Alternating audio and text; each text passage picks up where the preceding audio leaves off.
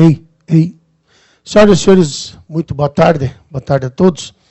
Até para que tenhamos só o tempo mínimo de tolerância, 14 horas 3 minutos, mas em respeito aos que sempre estão presentes no horário, já damos a abertura, então, à nossa 32ª reunião do Concidade, dia 24 de maio de 2018, auditório da Prefeitura, 14 horas e 4 minutos. Solicito, então, os membros titulares do Conselho que se coloquem no lado esquerdo, os suplentes que estão substituindo seus titulares já no lado esquerdo, os demais no lado direito. Muito obrigado, então, a todos. Então, já parto para a aprovação da pauta e da ata número 4 da 31ª reunião. Consulto se algum dos senhores deseja acrescentar algo na ata da reunião anterior. Nada a ser acrescentado, então, coloco já em apreciação, então, a ata de número 4. Os que concordam com a ata, por gentileza, manifestem-se. Os que não concordam, então, mas fica, então, aprovada a ata da reunião anterior. Já passo, então, para o item 3.1, Resolução Administrativa número 2/2018, nomeia servidores municipais para exercer a Secretaria Executiva e coordenações técnicas do Concidade. Resolução Administrativa 03, que nomeia técnicos membros das câmaras técnicas do Concidade. Então, para esclarecer das resoluções, vou passar para a Juliê. Boa tarde. Cláudia, isso aí. Essas duas resoluções elas foram mandadas por e-mail a título de atualização de várias indicações que a gente vinha fazendo nas reuniões. Como a gente não fez uma resolução administrativa para cada indicação, então a gente está fazendo uma geral agora para atualizar todos os membros de câmaras ou troca de coordenação. Embaixo de cada alteração tem a data que foi homologada, a ata, o número da ata. Então, tem essa resolução aqui das coordenadoras da Leila e da Natália, para fins de atualização, e dela vai revogar, principalmente, a resolução administrativa 1 de 2015, que foi a nossa primeira original. Pode passar a outra. E tem a resolução daí dos membros das câmaras técnicas, que são os indicados pelos segmentos, tá? E daí nela também estava listado as datas. Só vamos dar uma passadinha rápido ali, ó. Então, em colorido, vocês têm as datas onde foi homologado cada indicação. Também para fins de atualização apenas. Então, lembrando que ficam disponíveis também, as resoluções foram encaminhadas por e-mail, né? Para conhecimento de todos. Então, coloquem em apreciação dos senhores a resolução número 2. Conselheiros que concordam, por favor, manifestem-se. Fica, então, aprovada a resolução número 2.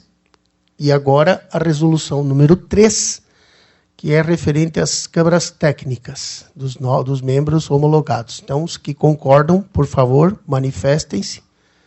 Fica, então, homologado também a resolução número 3. Item 3.2, apresentação dos projetos de regularização fundiária, loteamentos de interesse social, Vale das Hortênsias 3, Elias Galon, São José, Vila Neri e Nova Vida 2. Então, Karen. Tem lá, né?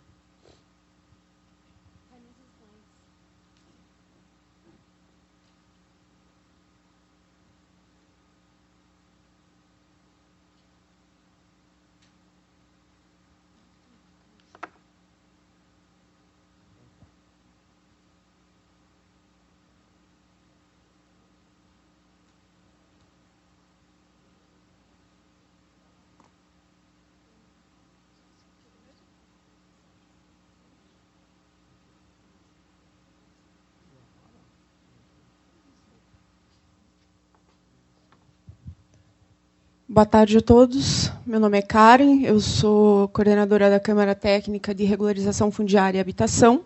Eu vou descer porque eu estou com medo de cair. Então, aqui fica melhor, me sinto mais à vontade. Nós vamos trazer hoje para os senhores e senhoras conselheiros 4 projetos de lei sobre projetos de regularização fundiária.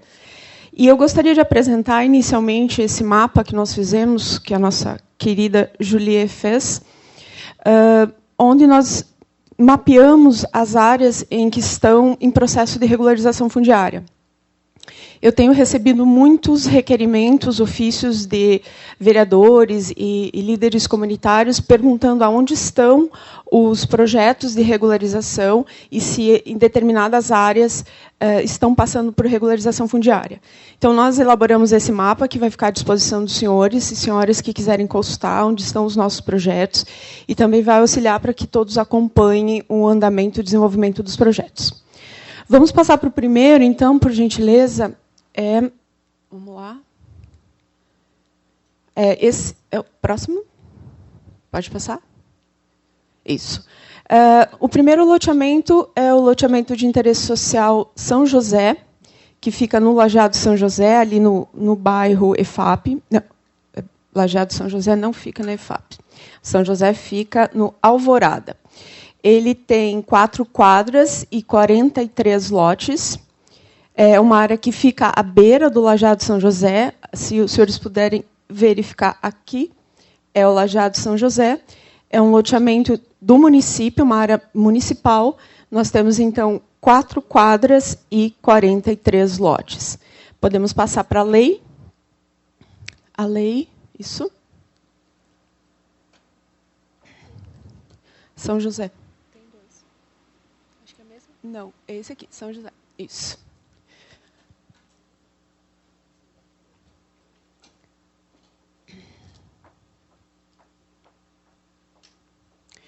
Como os senhores sabem, nós temos aí os projetos de lei de regularização fundiária, eles têm um padrão, né? Eles todos têm a mesma forma. O que modifica, pode ir passando, é só o texto, né? A gente tem aqui a descrição da área, nós temos aí a autorização para alienação dos lotes, né? A nova lei de regularização dispensa essa medida, mas a lei de regularização também possui 2 ações diretas de inconstitucionalidade, então, para que a gente não corra o risco de perder esses projetos de lei, é melhor que a gente tenha, então, autorização legislativa para alienação. Mais adiante, pode passar, tem toda a questão urbanística, né, autorização para regularização com os índices urbanísticos da área. E todos têm a mesma formatação, né? Esses projetos de lei eles ficam à disposição dos conselheiros que quiserem consultar, né? Pode passar mais um pouquinho. Aí nós temos o quadro de áreas, pode parar. Então, lotes para habitação de interesse social aqui, são 27% do loteamento, área de preservação, área de uso público, a área total do loteamento é 34.337,65. Nós temos área verde, temos área institucional nesse loteamento. Pode passar. E aí os índices urbanísticos daquela área, né, da área institucional e da área verde. Ok? Vamos passar para o próximo. Esse fica à disposição, então, para aqueles que quiserem consultar. O próximo loteamento é o Vila Neri. O Vila Neri é uma área que nós temos ali no bairro Seminário. Ele é só uma quadra, vocês percebem aqui que é apenas uma quadra, e ele consta com 12 lotes aqui, uma área remanescente e o sistema viário. É uma área pequena que nós temos ali no Seminário. Tá? Uma área que nós estamos em condomínio, nós estamos fazendo o desmembramento aqui da área, né, retirando a área dos lotes, a área da rua e a área remanescente do condomínio. O projeto de lei, a gente passa rapidamente, por favor, também tem a mesma formatação dos outros, né? Nós temos um padrão de projetos de lei, e ele vai ter lá a autorização legislativa, então, para alienação dos lotes e a descrição do quadro de áreas. Esse é o Vila Neri. Não? Não foi? Não tem problema. Depois a gente encaminha, então. Vamos passar para o próximo. O próximo loteamento... Tem mais um anterior. Tem mais 2, na verdade. Isso, depois desse... Não, não tem? Julie, a imagem do Nova Vida e do Vale das Hortênsias. Isso, está aqui, ó. Nova Vida 2. Sim, isso. Mas o Vale das Hortênsias não está ali no mapa? Não está no mapa? Tá. Nova Vida. Opa, volta um. Isso. Nova Vida. Exatamente esse. Nova Vida é um loteamento lá no distrito do Marechal Bormann. São 8 quadras e 101 lotes. Esse loteamento ele foi construído para retirar as famílias que estavam na área de preservação permanente lá na regularização do Marechal Bormann. E ele tem... Pode passar para a lei, por gentileza? Ele tem a área institucional e ele tem a área verde também. O tamanho da área é de 5.233,60 metros quadrados. Lotes para habitação. Isso. Pode abrir, por favor. Pode passar direto lá para quadro de áreas. Isso. Essa é a autorização legislativa para alienação. Isso, aí. Aí nós temos aí a área de lotes para habitação, a área total de uso público, 53,89, área institucional, área verde, sistema viário. É importante lembrar que em todos esses loteamentos nós vamos fazer a infraestrutura, né, básica que solicita o plano diretor para áreas de regularização fundiária. O próximo e último que nós estamos trazendo hoje é o Vale das Hortênsias, lá no bairro EFAP.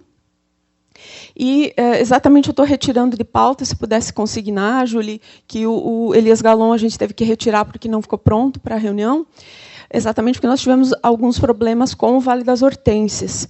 O Vale das Hortênsias é uma matrícula de 1980 e nós tivemos alguns problemas aqui de sobreposição de área com o Elias Galon, que fica aqui do lado. Então, por esse motivo, nós temos que retirar, nós vamos ter que retificar a matrícula, retirando esse pequeno pedaço aqui que faz parte do Elias Galon. Pode passar o próximo mapa.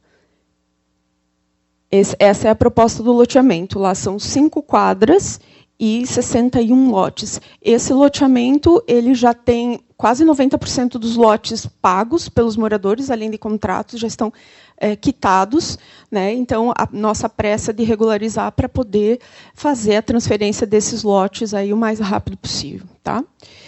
Vale das Hortênsias é isso aí. Vamos dar uma olhadinha na lei? A lei segue o mesmo padrão. E só para lembrar os conselheiros novos, né, no ano passado nós aprovamos 8 projetos de leis aqui no Concidade e na Câmara de Vereadores. Esse ano nós vamos passar 9 projetos aqui. Esses 17 loteamentos que estão em trâmite hoje são quase 1.200 lotes sendo regularizados, mais 500 lotes do Bormann. Nós chegamos a 1.600, 1.700 lotes públicos que vêm sendo regularizados. No segundo semestre, nós vamos começar a trabalhar nas quadras. Nós temos 45 quadras irregulares, e aí a gente vai trazer mais informações para os senhores.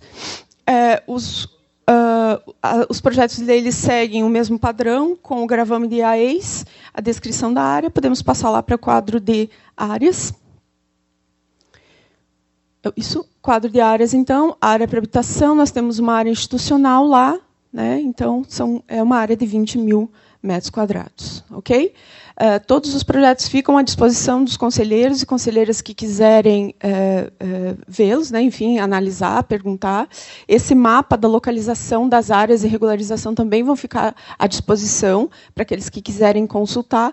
E eu também fico à disposição dos senhores na SEDUR, agradecendo ao secretário pela colaboração, aos colegas das câmaras, e muito obrigado, fico à disposição.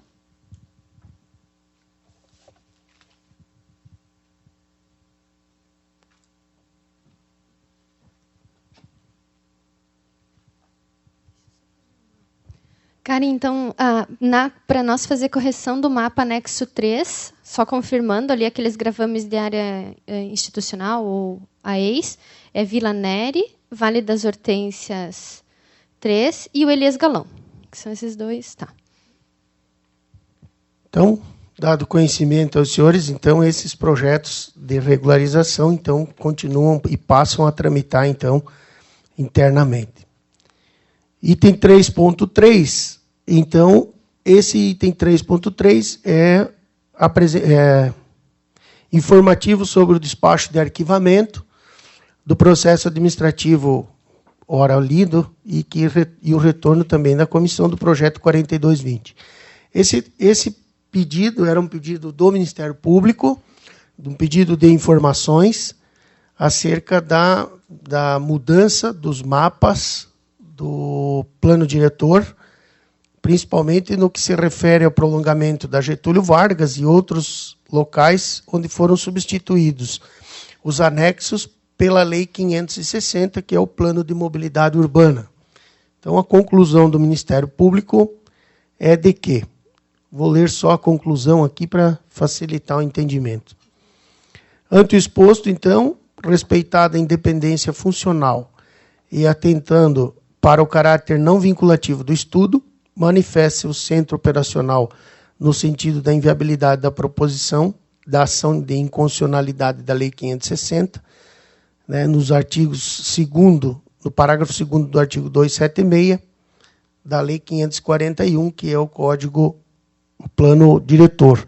Então, havia um questionamento sobre a inconstitucionalidade da Lei 560, que substituiu os mapas do Plano Diretor. Então, por conclusão, o Ministério Público, através do seu centro de estudos, fez todo um despacho, fica à disposição dos senhores conselheiros, aqueles que desejarem cópia.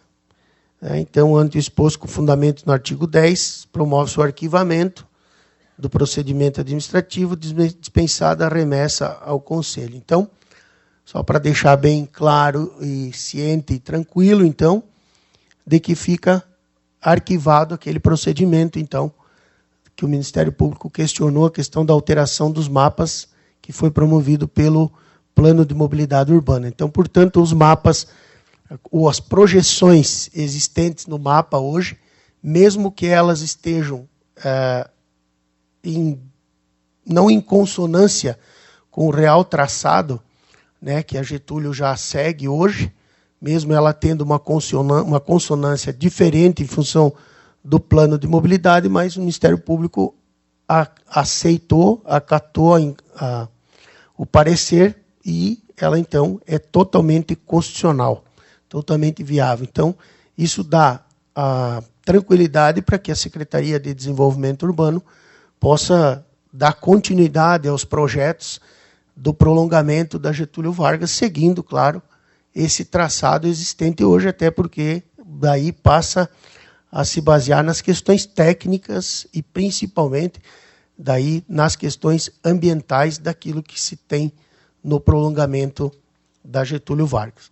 Nós temos uma proposta que foi da comissão especial que foi criada em função das dúvidas que haveriam com relação ao prolongamento da Getúlio, uma proposta, e a comissão aprovou uma proposta de continuidade para que isso possa servir de balizador. Não é obrigatoriamente que tenha que ser este traçado, até porque ele é um traçado, é uma projeção que foi apresentada, vai ser apresentada pela comissão especial, e que ela possa ser aprovada, servir de parâmetro também para as futuras deliberações da Secretaria de Desenvolvimento Urbano no que se refere a Getúlio Vargas.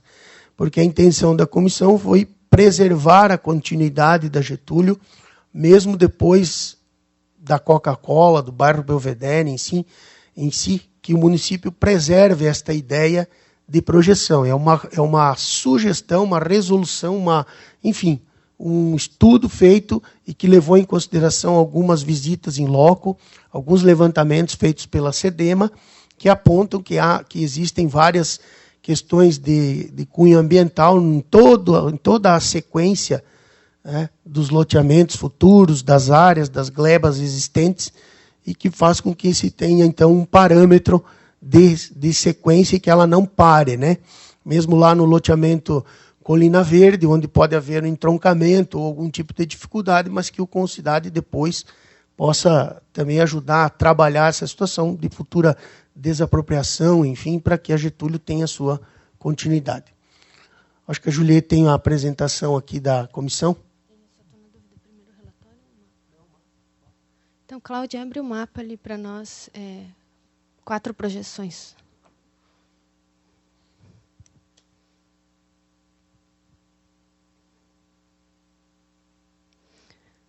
Então, eu vou ter que ficar de pé aqui. Não, tem aqui. Então, aqui a gente tem um mapa síntese das projeções da avenida. Tá? Primeiro, a gente tinha a projeção antiga, aqui, lá de 2014, tá? Essa laranjinha clara. Depois, em 2015, então, foi apresentada essa projeção em vermelho aqui da avenida. A proposta do requerente da projeção da avenida é essa em rosa aqui, ó, tá? Fazendo essa curva aqui em virtude dessa área de APP.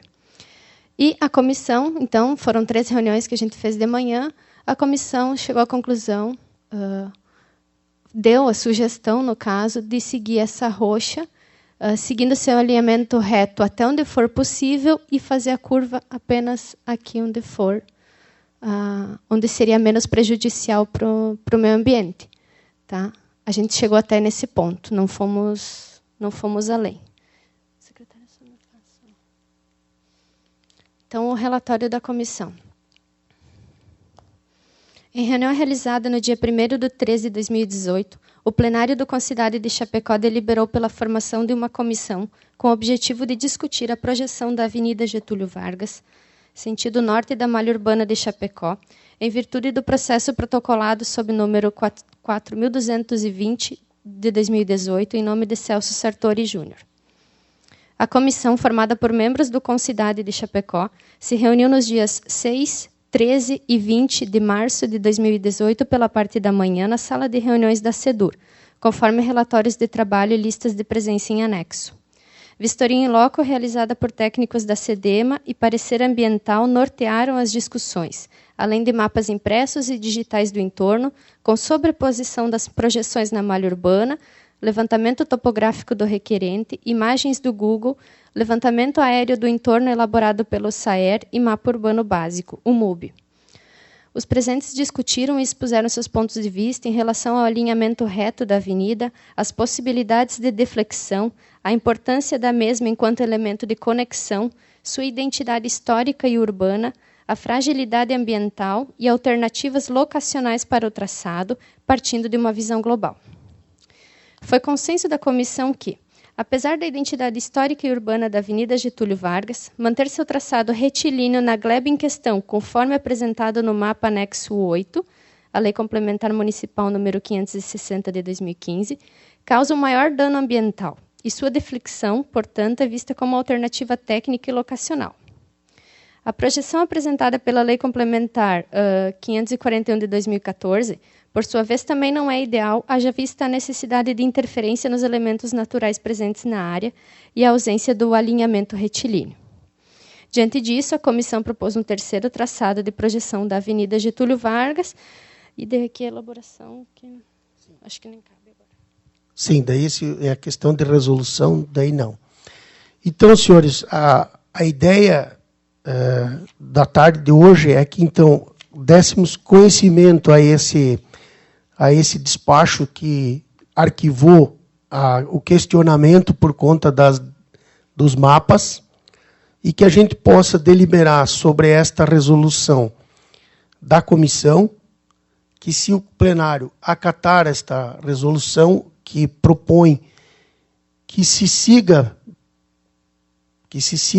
no sentido próximo do que era o mapa 2014, claro, o que se permitam as deflexões ao longo das áreas, de acordo e levando em consideração as questões ambientais.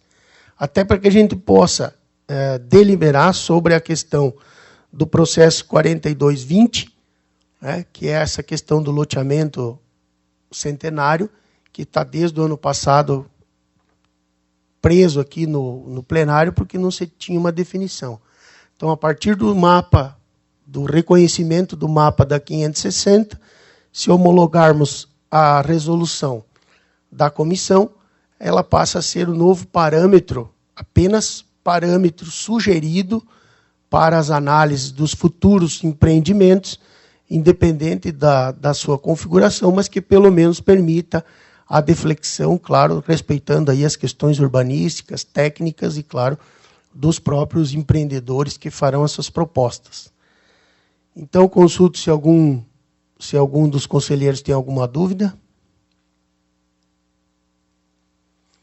Se os senhores concordam, então, de colocarmos em apreciação a resolução da comissão, para que passe, então, a vigorar como sugestão para a Secretaria de Desenvolvimento Urbano, definido, então, de que a Getúlio Vargas, mesmo tendo homologado o seu mapa da 560, que ela permita as deflexões neste sentido que está apresentado nos mapas e que se leve em consideração todos os quesitos ambientais, arquitetônicos e urbanísticos a serem seguidos nas glebas seguintes. Então, coloco em apreciação dos senhores a resolução. Os que concordam, por gentileza, manifeste-se. Os que não concordam, então fica aprovada a resolução da comissão. E o Mauro, acho que tem um questionamento. Está chegando aí o...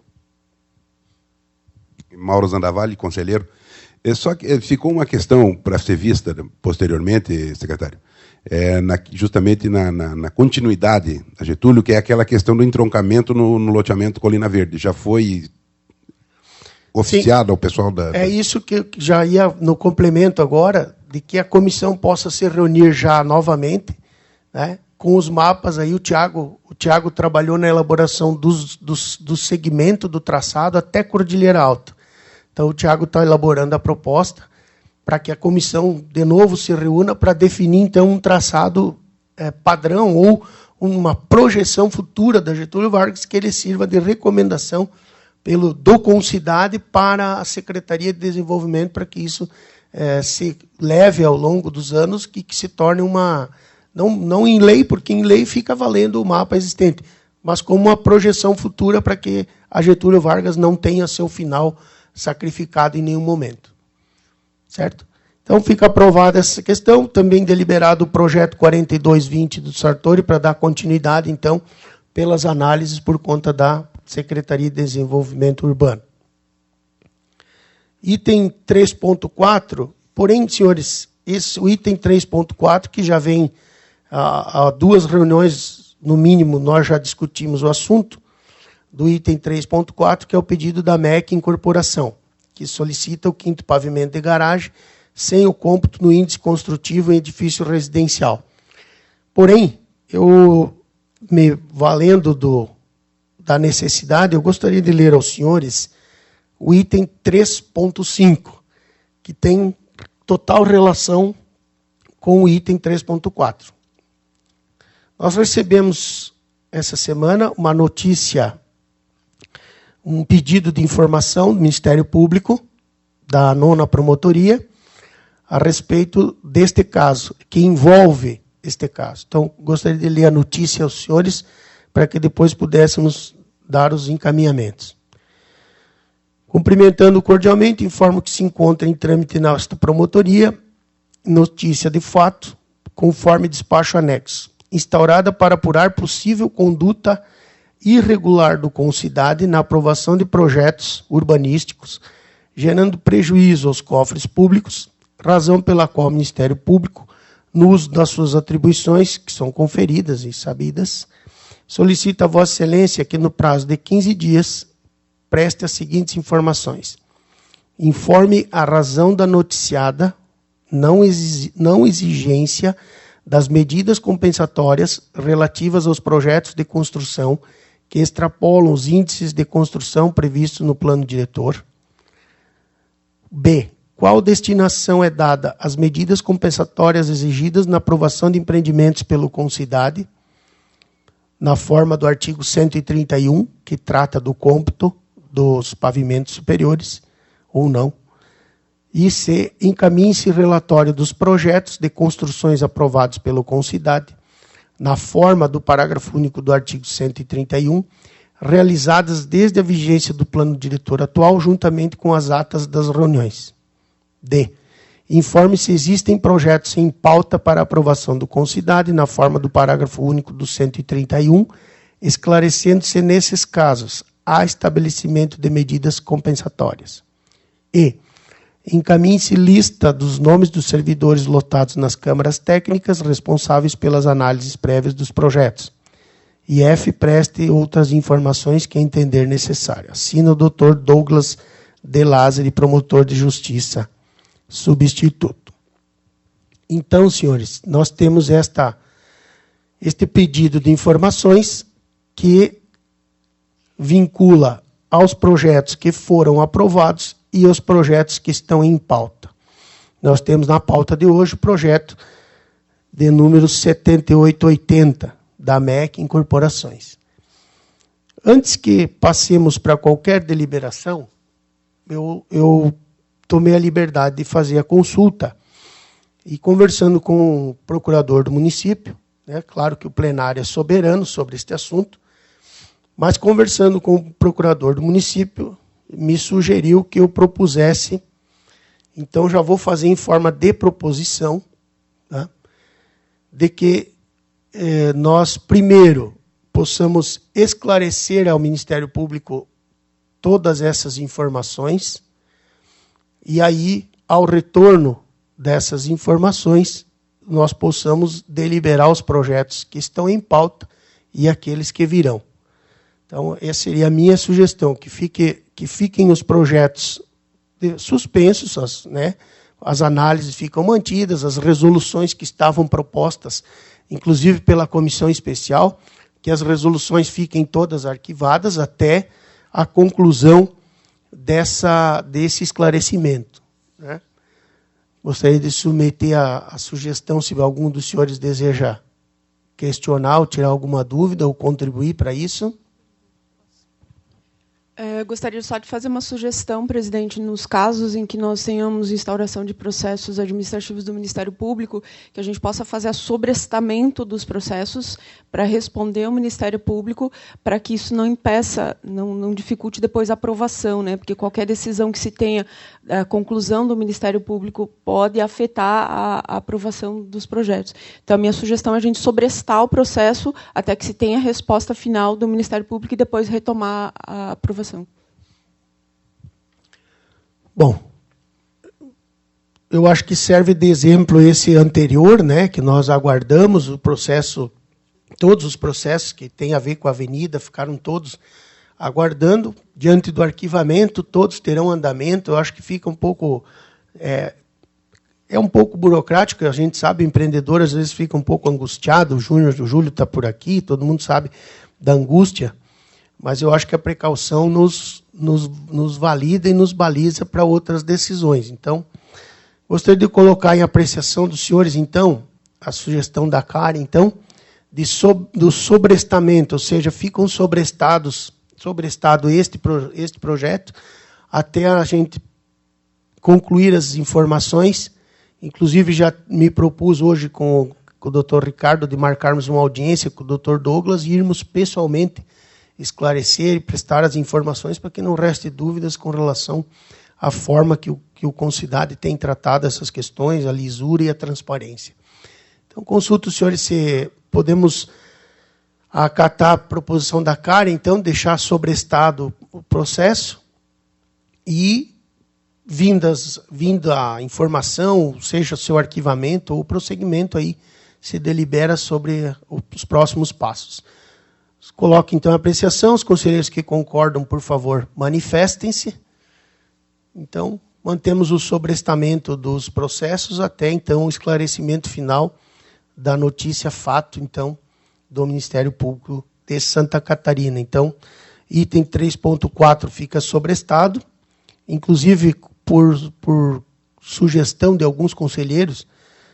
Nesse caso, poderia-se até, se for de forma célere e rápida, a resposta e a conclusão do Ministério Público, de, quem sabe, propor até uma reunião extraordinária para que a gente analise esses casos e os empreendedores também não tenham que ficar aguardando mais 30 dias. Certo? Então, isso também é uma proposição que todos nós podemos encaminhar e fazer. Então, o item 3.4 fica sobrestado e o item 3.5, então, dado conhecimento, fica também vinculado ao 3.4. Item 3.6, apresentação, debate e deliberação dos processos encaminhados às câmaras técnicas. O processo 8674 foi retirado? Sim, então fica só o projeto 11.311, do Wilson Pedersetti, correção do zoneamento MDR para MELF, em áreas de terra, matrículas 91055, artigo 477, inciso 1 do Plano Diretor.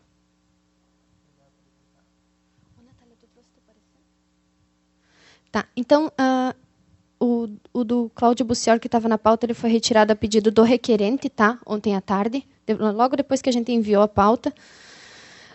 Esse processo aqui do Wilson, ele se trata de uma correção de zoneamento. Então, a região onde a gente vai discutir, ela está aqui próximo ao Santo Antônio, ao contorno leste. Tá? Esse é o nosso mapa de bairros da cidade.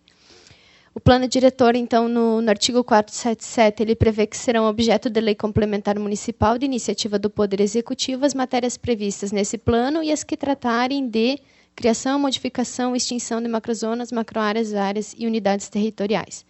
Então, caso seja aprovada essa alteração, essa correção, a gente vai ter que editar a lei complementar, assim como a gente faz quando vem alguma correção de um recurso hídrico ou um desgrave de AEIA, até as próprias áreas de interesse social e institucional. Ele tramitou na Câmara de Planejamento, então, e Gestão do Solo. Eu vou expor aqui os mapas de situação atual, tá? Onde a gente trata dessa essa bordinha branca aqui, ó, entre o zoneamento de MELF e o zoneamento de AEIA. Tá? A gente preencheria essa borda em toda a região aqui.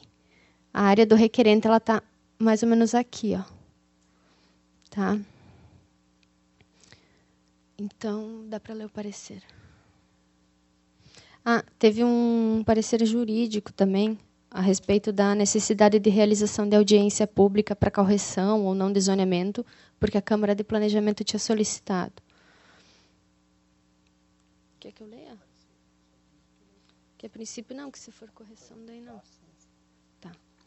Então, só vamos ver aqui o relatório o parecer da Câmara.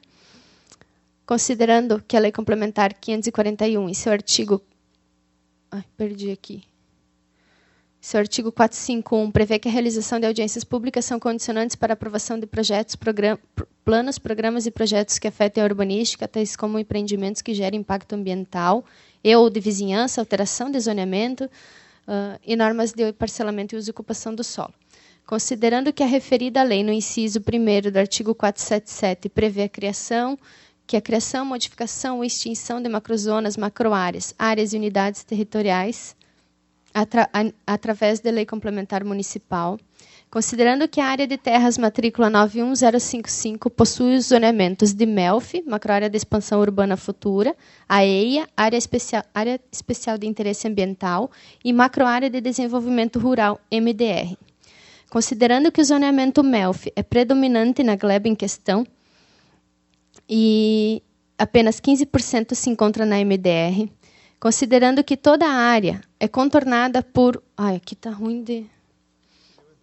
Vou ter que me... Considerando que toda a área é contornada por um extenso gravame de AEIA e que pequenas porções de zoneamento rural em meio a zoneamentos destinados à urbanização prejudicam tanto a atividade rural quanto o desenvolvimento da atividade urbana, a Câmara de Planejamento solicita cópia da matrícula número 91055 e opina pelo deferimento da correção de zoneamento, ampliando a mancha de MELF até encontrar com o gravame de AEIA. Porém, solicita manifestação jurídica sobre a necessidade de realização ou dispensa da audiência pública para correção do zoneamento antes de remeter o processo ao plenário do Concidade. A Câmara sugere que se faça o mesmo com as pequenas porções da MDR existentes no entorno desta gleba, delimitadas pelo gravame de AEIA e o contorno viário oeste. É o parecer. Abre o slide de novo. Então, foi o que o Tiago corrigiu, então, toda essa porção aqui, tá? Norte. E o parecer jurídico que chegou, ele faz uma contextualização sobre a audiência pública, a alteração, isso aí fica disponível, então, para todos, se quiserem, depois eu posso encaminhar por e-mail. Neste caso, a alteração do zoneamento visa somente a correção de equívoco constatado em sua definição inicial pela administração, o que é solicitado pelo requerente no processo administrativo sob o número 11.311 de 2018.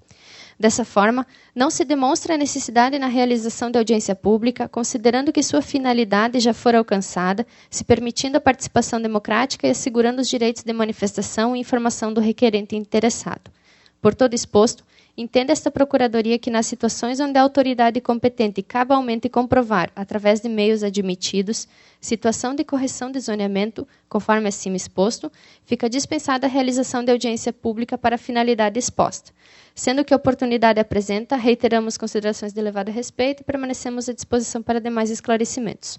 Então, seria o procedimento similar que a gente faz com as outras correções de zoneamento, justamente porque aqui não teria por que deixar só essa manchinha aqui de MDR no mapa, né? E a mesma coisa depois provavelmente vai acontecer aqui com esses buracos que tem ali nas manchas de areia. Feitos os esclarecimentos, consulto se algum conselheiro tem alguma dúvida. Na verdade, são correções dos mapas, né? Há uma necessidade de constantemente corrigir os mapas, até porque quando da concepção dos mapas não foi se apegando aos detalhes, né? Mas por isso essa forma de correção, inclusive com a dispensa das audiências públicas por parte da interpretação jurídica da Procuradoria. Então, consulto os senhores se tem alguma dúvida ainda, se não, coloquem em apreciação. Não havendo? Então, coloquem em apreciação o processo 11.311/18. Os conselheiros que concordam, por gentileza, manifeste-se. Então, fica aprovado o processo 11.311 para correção do zoneamento. Então, o próximo item da pauta, já conforme nós havíamos combinado nas reuniões anteriores, um tempo, né, destinado para a capacitação, para que os conselheiros também possam ter informações sobre determinadas áreas. Hoje nós temos a capacitação sobre recursos hídricos e bacias hidrográficas por conta da SEDEMA. Acho que o secretário Crestani está se deslocando, o Luiz já está vindo. Luiz não quer fazer um início, de repente uma introdução, até que o velhinho vem. Então já vamos passando a palavra para o Luiz, para as primeiras informações, para a introdução acerca da informação.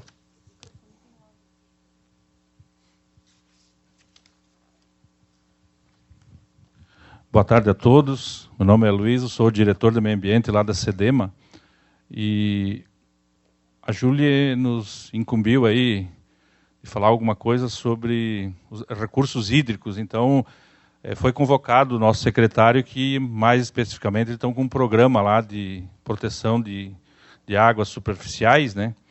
E eu poderia contribuir passando informações a todos, acho que a maioria já sabe. O município, a partir de 2013, assumiu as atividades de licenciamento de impacto local. Então, a partir de então, nós, e dentre essas atividades, o parcelamento do solo está incluído. E para contribuir com essas informações, então, a gente passou a fazer o licenciamento de parcelamento do solo no âmbito do território do município de Chapecó.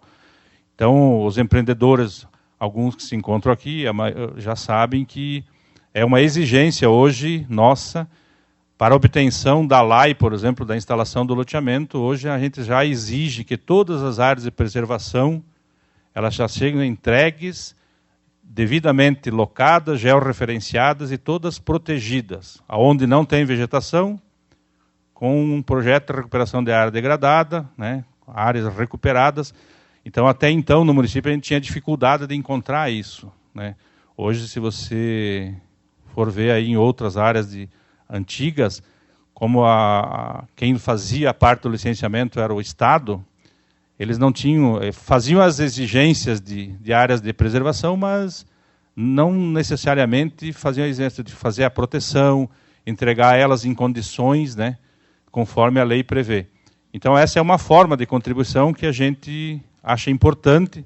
Se vocês forem hoje aí em alguns loteamentos do município, depois da data que eu falei, vocês podem ver que está nítido hoje, fica bem claro onde estão as áreas de preservação, todas elas identificadas, todas elas em processo de regeneração natural ou forçada com a implementação de reposição florestal.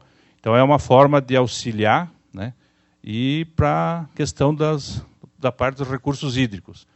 E, como eu falei, o nosso secretário vai chegar falando sobre essas atividades de proteção de águas superficiais. Hoje vocês observam que nós aí chegam nessa fase do período de estiagem. Chapecó, acho que 15 dias, 2 semanas, né, no máximo, nós já temos pontos aí de dificuldade com problema de falta de água. Então, é um problema sério. Nós temos uma região, principalmente aqui a região tu vai aqui para o lado da Baronesa da Limeira, essa região aqui para baixo, é uma dificuldade muito grande hoje no problema de água. Então, essas fontes superficiais é uma forma de você garantir água, pelo menos para consumo humano, né? Então, as atividades hoje, essa parte de bacias, até na parte de bacia hidrográfica, nós tinha lá o pessoal eu não sei se alguém faz parte aqui, nós temos o consórcio Iberê. Eu não sei se tem alguém da PAG, o Mauro faz? Daqui a pouco poderia contribuir, porque o consórcio Iberê também tem um trabalho muito importante aqui, e nós, Chapecó, também faz parte do consórcio Iberê. Se o Mauro quisesse dar uma contribuição aí. Não?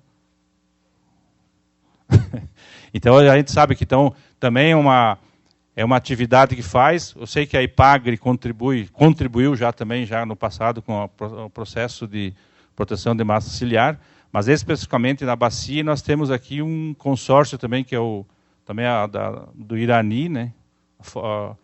Além do consórcio Iberê, nós temos também do Irani, que também é um consórcio que também faz parte da bacia hidrográfica.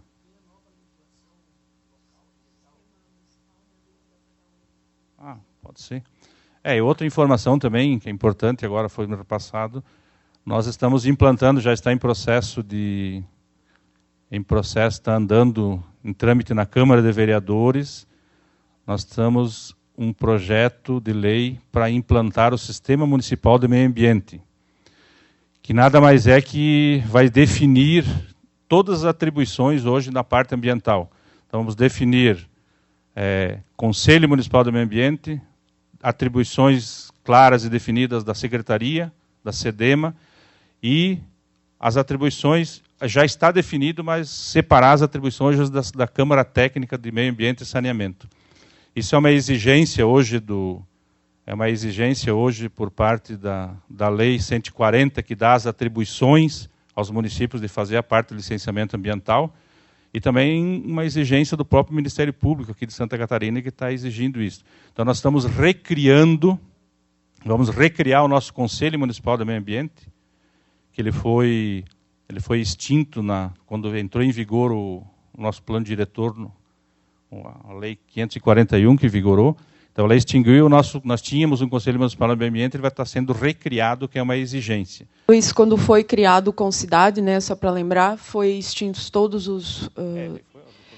Isso, e aí agora nós estamos recriando através do sistema municipal o conselho, o fundo, e delimitando as competências da Câmara Técnica e da SEDEMA.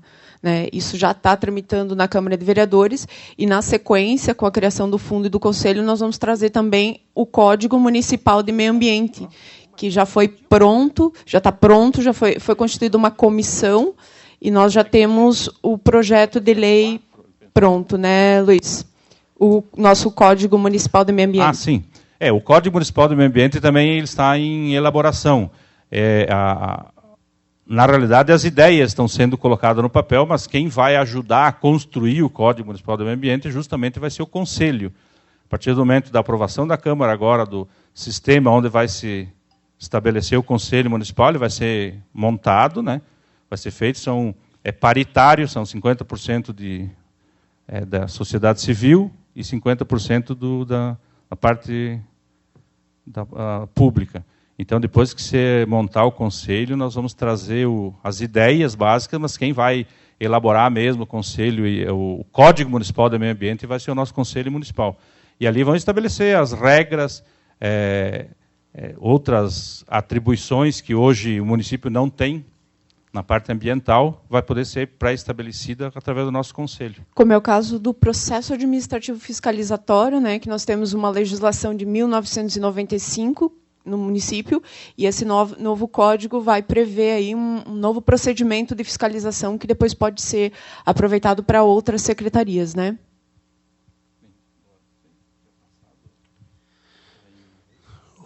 Questionamento. Algum questionamento, alguma sugestão? Isso, até para a gente aproveitar o tempo.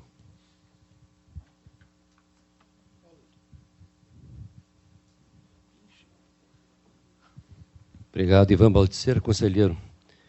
O Luiz, uma questão que eu só queria trazer aqui, que eu acho que é importante, que tu tocou de passagem aí, acho que tu se referiu a isso, Comitê de Bacias Hidrográficas, Comitê de Gerenciamento de Bacias Hidrográficas, Chapecó, Irani.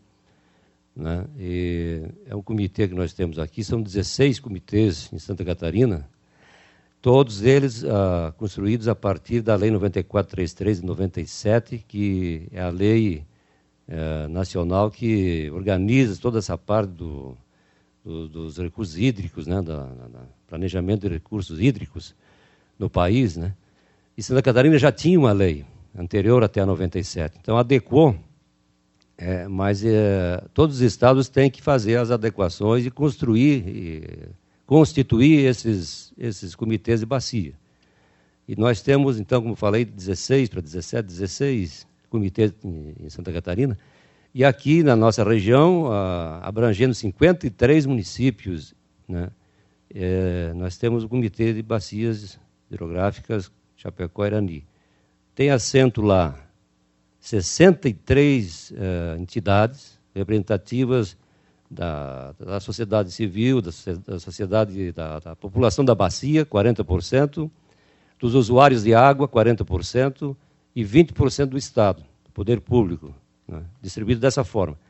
Então, a gente tem assento, a gente tem feito reuniões, participo lá também, represento lá, temos feito toda semana reunião de diretoria e 2 vezes por ano assembleias gerais. Né? E tem um plano de bacia, né, do Rio Chapecó, não temos ainda o plano de bacia do Rio Irani, né? E ali tem na verdade, o comitê é um fórum de discussão. Né? Um fórum de discussão, ele é de encaminhamento de propostas, é uma daquelas arenas, aqueles espaços da cidadania, né? Promovidos pela Constituição de 88, aí, que abriu espaços para se formar comitês, comissões, uma série de coisas, né, para a população participar mais e ajudar a construir as políticas públicas e tudo mais. Então,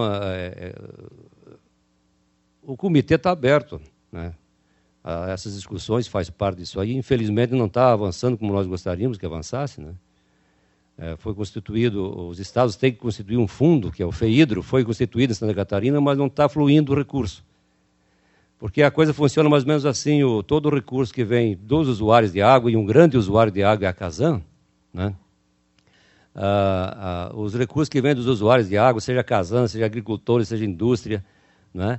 Eles têm que voltar uma parte deles para a bacia, né? Para essa região, né? No caso aqui, me refiro ao RH2, né? Então teria que voltar para ser investido aqui. Isso aí não está acontecendo, nós estamos com alguma dificuldade, né?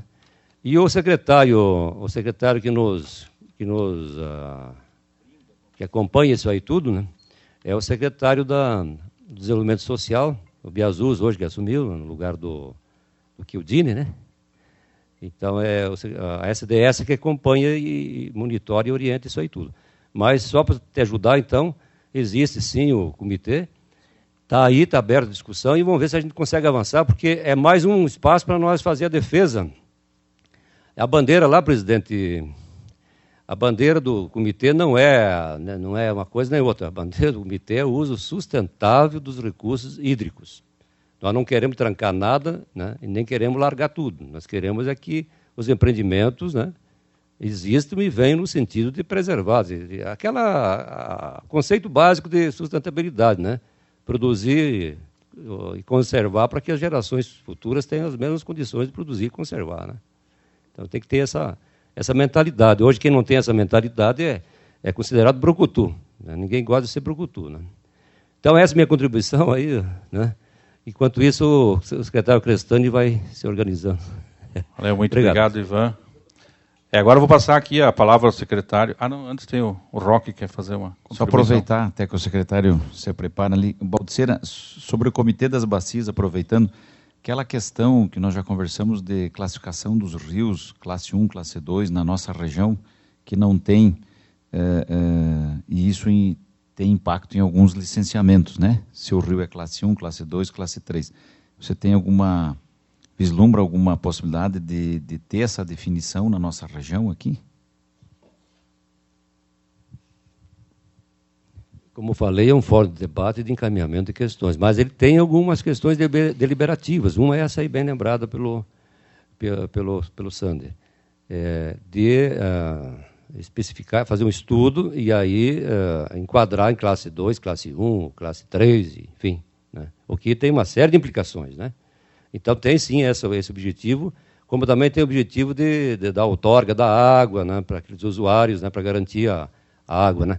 Isso aí, Sander, é o seguinte: nós estamos, como falei, num processo de avanço e estamos precisando de uma empresa, de uma que a gente chama de executora, que faça a parte executiva da coisa, que faça acontecer, que faça o levantamento dos dados, porque a primeira questão, numa bacia enorme que nem essa nossa aqui, essa RH2, que tem 53 municípios, a primeira coisa é fazer um balanço hídrico, né?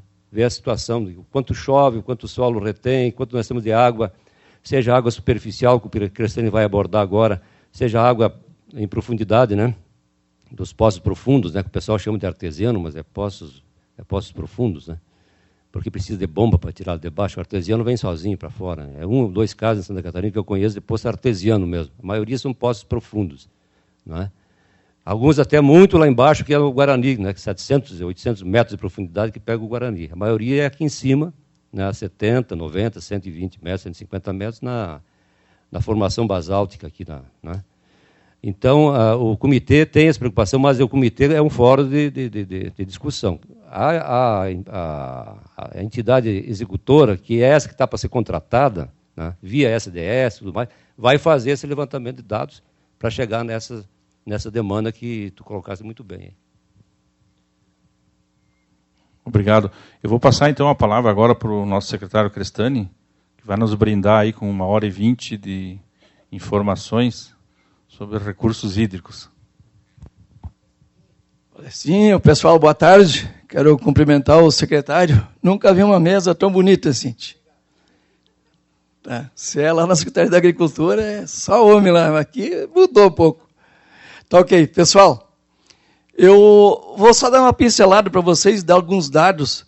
Nós reunimos todo o trabalho com água dentro de um programa maior, a partir de 2013, que nós denominamos de Água Boa, e ele engloba justamente o pessoal que colocou, o Ivan colocou. Nós colocamos lá dentro desse programa águas superficiais, que seriam fontes modelo Caxambu, e nós aqui, na verdade, fizemos uma outra fonte tubular. Nós colocamos aonde nós encontramos água 3 ou 4 tubos, né, e colocamos as pedras, lona e terra em cima, então nós denominamos fonte tubular. E tem também os poços profundos e poços do aquífero Guarani, e temos ainda um convênio com a Foz do Chapecó, e temos o nosso Departamento de Meio Ambiente, que o Luiz já comentou algumas coisas para vocês. Eu vou dar alguns dados, né, estou trazendo alguns dados para vocês. Né, nós estamos atendendo, nós vamos conseguir atender 5 comunidades pelo aquífero Guarani, de um poço artesiano de 842 metros. Nós estamos buscando água, então, aqui no São Roque, levando para 180 famílias hoje, lá na Baronesa da Limeira. Nós estamos deslocando lá 90 mil litros de água por dia, e temos atendendo agora mais o Alto Baronesa e a própria comunidade do São Roque, ali com mais 70 famílias. Então, nós já estamos atingindo 250. E na linha Marcão 1 e 2, nós resolvemos, lá tem uma dificuldade muito grande de água, nós perfuramos, então, nós contratamos água de um poço profundo, né, não sei se vocês conhecem o Venâncio, então nós compramos aí 15 mil litros de água por dia dele e perfuramos um poço, então, na linha Marcão agora há poucos dias. Então, nós, ao invés de levar a pegada do aquífero Guarani, por que nós fizemos isso aí, pessoal? Porque a bomba não consegue, tu teria que trabalhar 15, 16 horas por dia e não tem bomba que aguente tirar água de baixo aí com 15, 16 horas por dia. Então, pessoal, para vocês verem a carência de água de boa qualidade em Chapecó, eu só queria colocar o seguinte, então a nossa meta é atender 350 famílias lá pelo aquífero Guarani. Em novembro do ano passado, nós então chegamos lá, estamos atendendo 180 famílias, e de 2.000, esse aí seria com o aquífero Guarani, e os poços profundos, de 2014 para cá, nós, entre perfuração de poços e recuperação de poços, quando assumi, eu encontrei alguns poços que tinham problema de bomba e grupos estavam em formação. Então, nós fizemos um trabalho, por exemplo, ali na linha Campinas, tinha 40 famílias aí pedindo água e tinha um poço artesiano a 20 metros ali, perfurado pela própria prefeitura, mas ninguém queria assumir o conserto da bomba e fazer o grupo lá, e nós fizemos. Então, nós temos aí, até o final do ano passado, esse ano aqui, nós já perfuramos mais 4 poços artesianos para grupos grandes, né? Então, nós recuperamos aí 28 poços novos e recuperados, 28 poços. Nós atendemos só com água de poços profundos 875 famílias. Só o ano passado, nós perfuramos os 8 poços e conseguimos atender 210 famílias. Um outro trabalho bastante importante também que nós temos aqui é com fontes, essas fontes modelo Caxambu. O ano passado nós fizemos 62 fontes, atendendo 75 famílias. E também nós fizemos o ano passado mais 11 redes de água, onde a comunidade se reuniu, perfurou o poço e nós fomos lá e fizemos a rede de água. Então, nós fizemos, pessoal, nesses últimos anos aí, no último ano, nós atendemos pelo aquífero Guarani, eu coloquei aqui 188 famílias, pelo abastecimento dos poços artesianos 210, abastecimento com fontes superficiais 75 e construção de redes 95. Só o ano passado deu 568 famílias. Para mim colocar para vocês o problema que tem, a demanda que tem, eu trabalho com 3 retros, né, e um caminhão.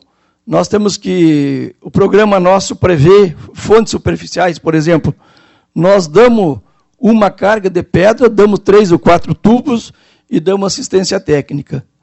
E quando a gente forma um grupo para perfurar poços artesianos, poços profundos, nós damos a máquina, perfura, damos os tubos para fazer os tubos iniciais, 20 metros de tubo, e o grupo faz, em dando água, o grupo faz compra a bomba, os canos, e nós vamos lá e fizemos as valas para o encanamento. E também damos assistência técnica para eles. Para você ter uma ideia, nós esse ano aí, nós não temos mais, estamos buscando essas demandas de fontes, modelo Caxambu, por exemplo, não temos mais como atender o pessoal, né? A demanda é muito grande. Nós estamos aí com 6 redes de água aí para fazer e a gente não consegue dar conta do recado. Então, e o agricultor, temos algumas famílias aí, pessoal, que é uma verdadeira calamidade pública. Eu cito como exemplo Alto Baronesa, 70 famílias aí que se instalaram por lá e poucas têm água. Dependem de água da prefeitura. Você aí com ninguém está gravando muito isso aí, é carros velhos, para você ter que atender, além do Alto Baronesa, tu tem que atender, inclusive, alguns agricultores que têm aviários para problema de água. Né? Eu quero citar ainda, nós temos um trabalho também importante com o pessoal do Iberê, né? Só esse ano aqui nós vamos entregar para eles 7 famílias. Nós vamos entregar o equivalente a 42 mil de materiais para eles fazer a recuperação da mata ciliar. E o outro programa também que nós temos que engloba-se Água Boa é o programa de recuperação da mata ciliar. Isso aí, desde o Ivan que estava na IPAGRE, nós tínhamos, a IPAGRE colaborou com 106 hectares de recuperação de mata ciliar, onde a gente dava os palanques e o arame, e as mudas. E a prefeitura tinha entrado com mais, mas nós, na verdade, não conseguimos atender a meta. Mas até hoje, então, depois a nossa meta foi de 600 hectares, foi reduzida para 300, nós já cumprimos a meta. Então, entre a IPAGRE que trabalha conosco lá, e a prefeitura, nós fizemos aí 400 hectares de recuperação de mata ciliar. Só a prefeitura, ela via esse programa com o Iberê, a gente doou mais de 53 mil mudas para ser plantadas nessa margem de rios aí, que a gente domina a recuperação da mata ciliar. E também mais de 35 mil palanques doados, e ainda nós temos alguns ainda, mas dificilmente ainda você encontra agricultores para aquele sujeito fazer. Eles querem que a gente ainda, se pudesse pagar a mão de obra, daí eles faziam. Né? Então, esse aí, pessoal, é o escopo que nós temos de que a gente trabalha principalmente com a questão água no município. Então, abrange água para ser a água para a propriedade e também a conservação da água nas nossas nascentes e nos nossos rios também. A maior parte dos trabalhos que a gente faz com o Iberê é dentro da bacia do Lajeado São José. Né? Então, isso aí nós temos materiais aí para entregar para os agricultores. Então, esse é o grande trabalho. Aí o Luiz já explicou o que o Departamento de Meio Ambiente, né, faz, e seria o trabalho que a Secretaria tem em termos de água aqui no município. Fico à disposição se você tiver alguma pergunta.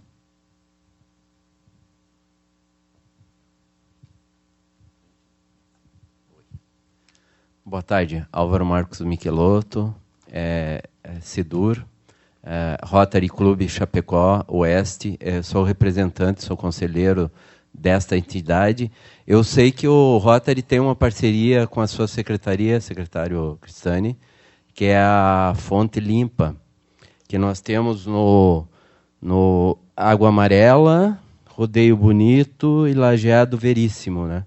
Em que o Rotary doou um sistema de tratamento através de filtros e sistema de desinfecção. E outra pergunta que eu faço, lendo aí a gente tem um pouco de conhecimento com o termo que é assinado pela Casan, o contrato de prestação de serviço com a Casan. A questão do nosso interior aí, o que a Casan diz, secretário, sobre isso? Obrigado. Nossa intenção agora, e vou repassar para o prefeito, para ele dar uma conversada com o pessoal da Casan. Eu já tive dando uma conversada com eles. Tudo se refere ao interesse deles assumir essas comunidades aí, que eu penso também que é um trabalho hoje que a Casan poderia ter, e se você apertar um pouquinho, eles deveriam fazer. Mas eles preferem o seguinte, eles preferem colaborar contigo e não assumir. Até porque, viu, pessoal, eu também tenho pensado muito nessa questão aí. O problema é o seguinte, você, quando a gente faz essas redes de água, aí, o valor máximo que cada um paga por 500 litros de água por dia é R$20. E o pessoal lá da comunidade, muitos deles, têm dificuldade de pagar os R$20. Eu imagino se a Casan entrar no meio rural e cobrar o preço que nós pagamos pela água, cobrar desse pessoal.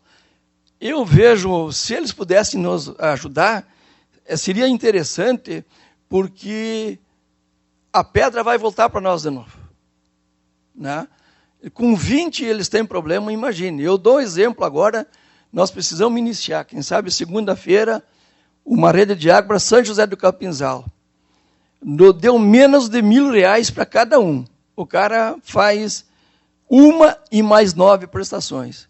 E assim mesmo dá mais ou menos, dá menos de R$120 aí, o cara espichou e menos de 120. E assim mesmo o pessoal da comunidade, muitos vêm e dizem para nós, olha, tem 8 ou 9 que não tem condições. Então, na verdade, a gente trabalha com pessoas, viu, pessoal, que tem muita carência. Eu dou um dado para vocês, pessoal, eu estava agora discutindo lá embaixo com o pessoal, nós temos 2.000 pessoas, não é família, 2.000 pessoas que têm bloco. O movimento econômico da agricultura de Chapecó é 403 milhões. É 2.000 pessoas, não são famílias, tá? Mas eu tenho 1.000 pessoas que têm um movimento econômico de R$20 por ano a 8, 9 mil reais. Né? Então, vocês vejam que tem 800 pessoas que você tem que dizer que não são agricultores. Eles estão lá porque com R$20, daqui a 20 anos eles vão se aposentar. Né? Então, é uma questão que eu penso isso aí, mas tem outro lado que você joga a pedra para cima e vai cair na tua cabeça da mesma forma. É um pensamento meu.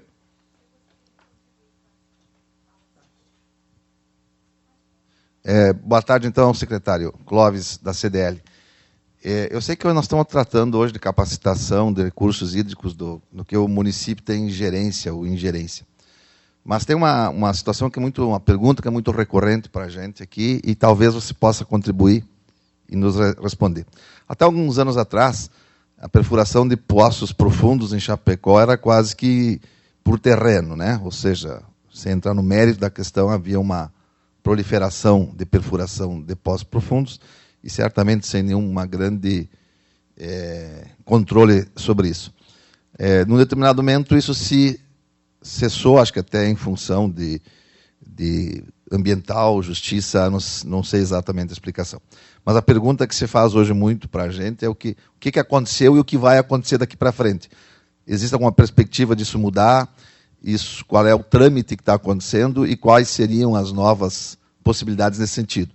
Porque realmente acho que foi mais ou menos isso, né? Houve uma expansão descontrolada e agora uma sessão quase que definitiva.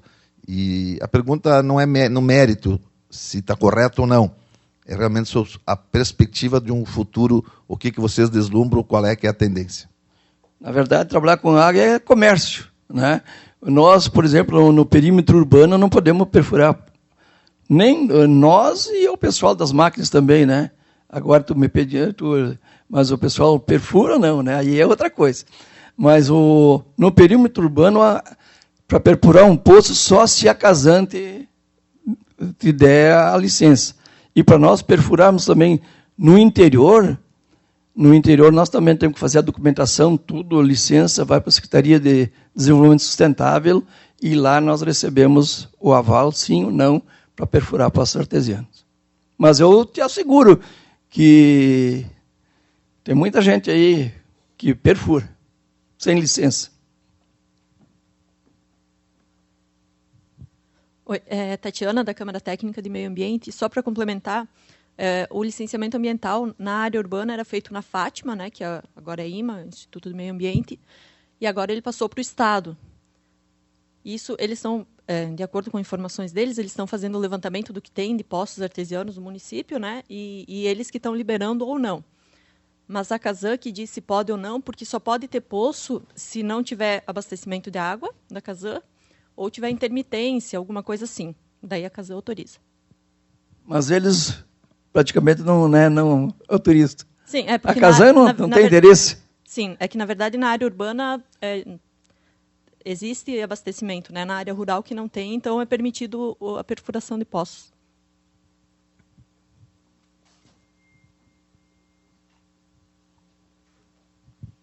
Boa tarde, secretário. Boa tarde, colegas. Sou Fabiane, sou conselheira da região do Goiôem. Falando referente a que a prefeitura faz com relação aos poços artesianos nas comunidades, nós lá do Goiôem temos um poço na região, vamos dizer assim, parte baixa e parte alta, que são 2 comunidades, mas enfim é uma só. Então nós estávamos com problema de água, a prefeitura foi lá, nos ajudou em algumas coisas que precisávamos e passamos a água para cima. Hoje nós temos 2 situações bem difíceis, com inadimplência, e as pessoas pagam uma taxa de R$20 e elas não pagam. Tá? Falamos com a Casan para ver a possibilidade da Casan descer e fazer esse controle. Eles não fazem porque o consumo e o resultado final do quanto dá por mês não é de... Eles não querem, não chega a suprir a necessidade deles. Então, assim, é importante isso que a prefeitura faz perante as comunidades, sim. O que a gente, como cidadão da nossa cidade, que a gente faz parte das comunidades e de entidades, é orientar essas comunidades de como elas têm que se proceder, colocar alguém à frente para ajudar, né, controlar o consumo, o recebimento disso, porque amanhã depois vai chegar um colapso, as pessoas não têm água, e todo mundo tem direito à água, mas até chegar na sua casa existe um custo, e isso tem que resolver. Então, acho que o que a gente puder fazer para contribuir é importante para cada um de nós. E a Casan, sim, mas ela não, quando são coisas poucas, eles não têm interesse. É muito pouco, para eles não vale a pena. Só concluir, então, hoje, assim, a parte de baixo paga R$20, a parte de cima paga 40%. Nós temos uma inadimplência de 70%, só para vocês entenderem. E a parte de cima são pessoas que têm um poder aquisitivo um pouco melhor. E mesmo assim a gente não recebe.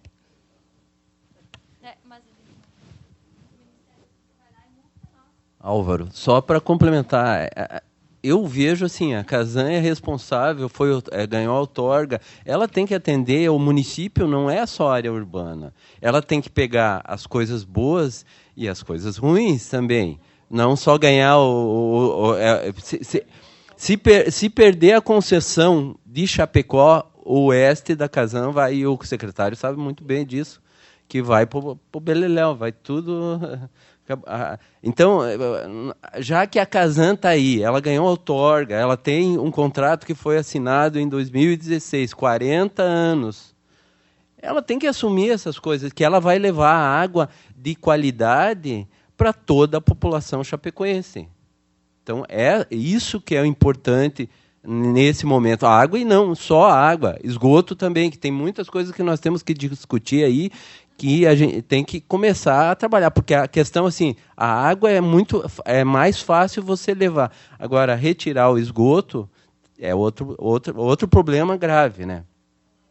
Que no interior ainda, por ter áreas grandes, então você consegue diluir um pouco o processo. Mas é uma questão de se resolver e pensar. E eu acho que é aí que sim, que o Conselho, a Secretaria de Meio Ambiente, agora nós tendo algumas a parte ambiental mais próxima, resolver esses problemas, né? Viu, Álvaro? Eu só queria, também não é tudo só espinho, também tem rosas também. Olha, nós temos, viu? Nós temos associações, por exemplo. Eu vou citar, por exemplo, a associação do São Vendelino. Tem 108 cotas, funciona que é uma beleza, né? Os mais pobres pagam, há uma disciplina. Né, ali na linha Sossego, por exemplo, deve ter 100 famílias também, fizeram um poço lá, eles estão tocando, eles têm boleto. O pessoal vai na casa, tem um hidrômetro, uma coisa que a gente fala muito na associação é ter um hidrômetro para controlar, senão é um exagero. Então o cara controla, pega o boleto e vai para o banco e paga. Então tem coisas também que tem boas associações também que funcionam. Rio Grande do Sul, Ivan Baldiceiro, conselheiro.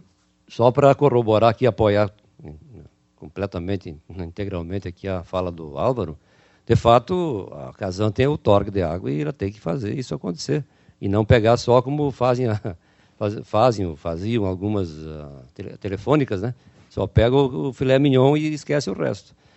Mas, nesse tempo, eu acho que aí a Prefeitura, quero deixar aqui os parabéns à Secretaria de Meio Ambiente e Agricultura, está fazendo um papel importante, né, nesse tempo, seja através de poço profundo, que eu acho que é a última alternativa, porque o custo é alto, a água lá do Guarani não é essas coisas todas, né?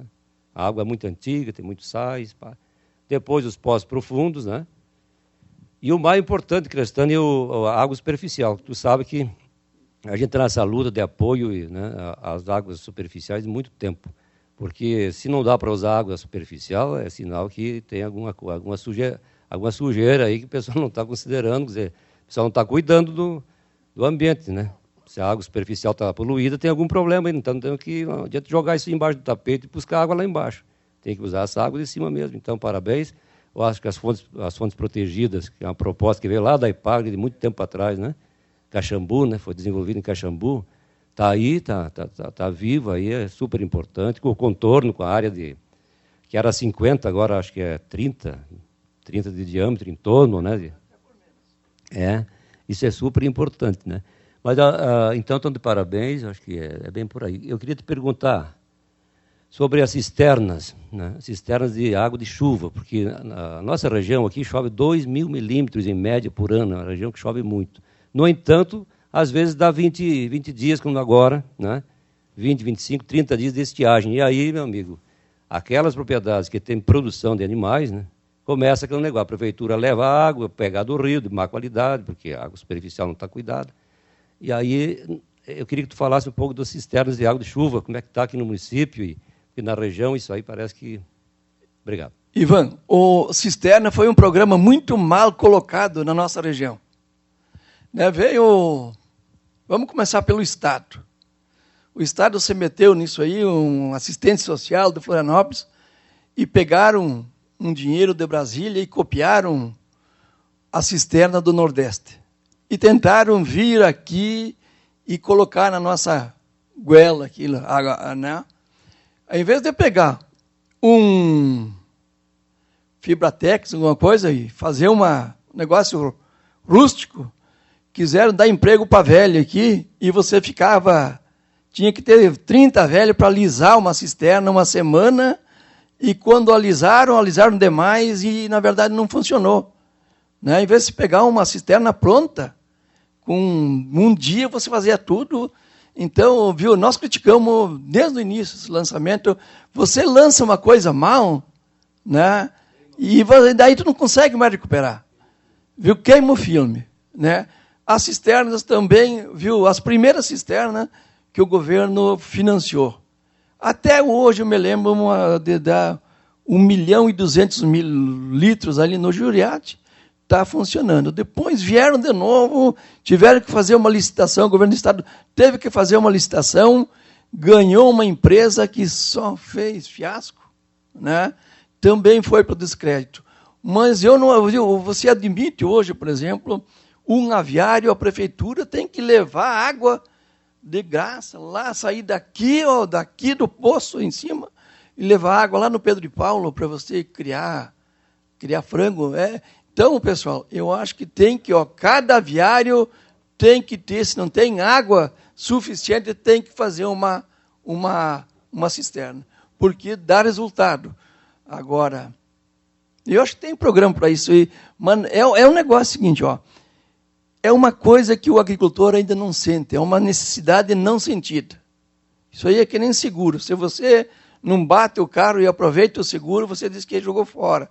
Se você bateu e o seguro paga, aí valeu a pena. Né? Enquanto... Não sei se às vezes o problema é muita coisa que a gente tem. Eu não sei, não.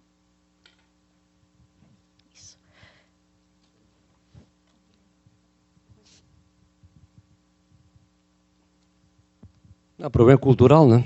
O problema cultural é o Estado paternalista, né? Dá nisso aí. Dá nisso aí.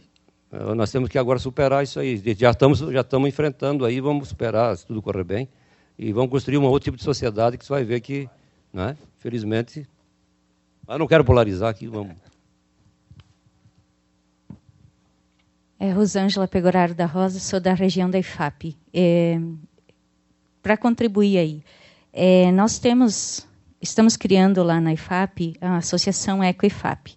E essa questão cultural, e também complementando a sua fala, as pessoas não estão sentindo a necessidade de preservar a água. Então, na minha avaliação e as discussões que a gente tem feito lá na IFAP, eu acho que isso é um tema, nós pensamos que isso é um tema que precisa ser abordado na sala de aula. É uma questão de educação. E eu quero deixar colocado aqui, registrado aqui, e quando vocês souberem disso, nos apoiem, por favor, que é a questão assim, de a gente se propõe a cuidar de uma área pública que a gente tem lá e fazer, agora no feriado, a gente vai fazer uma visita nos banhados que foram aterrados, perceber os esgotos que estão sendo jogados a céu aberto e onde isso vai bater.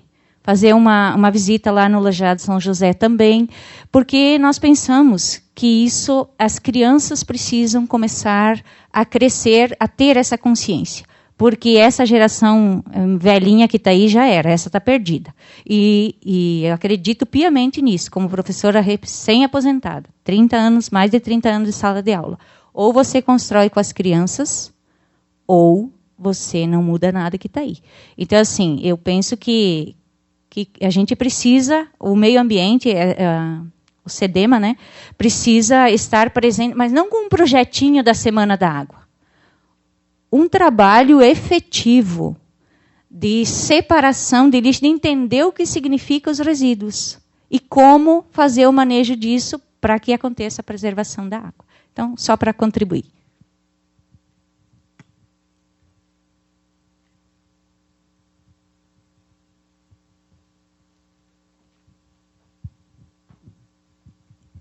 Obrigada, então, agradecer ao secretário, ao Luiz, a todos que expuseram aí as suas ideias. Eu vou justificar a ausência do presidente, ele teve que se retirar. Então, vamos passar para o final da reunião, se ninguém tiver mais nada em relação ao assunto ali da capacitação, manifestações gerais e encerramento, alguma proposição de pauta para a próxima reunião. Leno. Boa tarde, pessoal. Leno, conselheiro da região do Passo dos Fortes. Não só um pedido, no caso, não sei como é que está o andamento, mas para a gente começar a trabalhar em cima daquele fundo do Concidade ali para ver as situações, né? Até inclusive da questão acho que um dos pedidos do Ministério Público foi em cima do que foi visto a contrapartida, algo nesse sentido. Então, para a gente ver como é que está e começar a trabalhar nisso e, de repente, criar esse fundo para a gente, nas ações futuras que nós tivermos dentro do Concidade, decisões, nós estarmos amparados, talvez melhor preparados para resolver as situações. Eu lembro que teve uma reunião até que o Roberto Zoletti, ele era conselheiro, e ele apresentou trouxe algumas informações sobre o fundo, e nós teríamos que, de repente, chamar ele até para contribuir, ver o que o município teria de receita para levar para esse fundo, para daí iniciar as discussões, né, para a gente ter uma noção de qual seria o montante. Então, dinheiro vindo da outorga onerosa, a parte de multas, toda essa questão poderia estar sendo incluída, que hoje vai para o Caixa Geral, né? Então, vamos retomar daí. Mais alguma colocação? Não? Então, damos por encerrada a reunião, 13h30. Obrigada a todos e até a próxima, dia 28 de junho, a próxima reunião. Obrigada.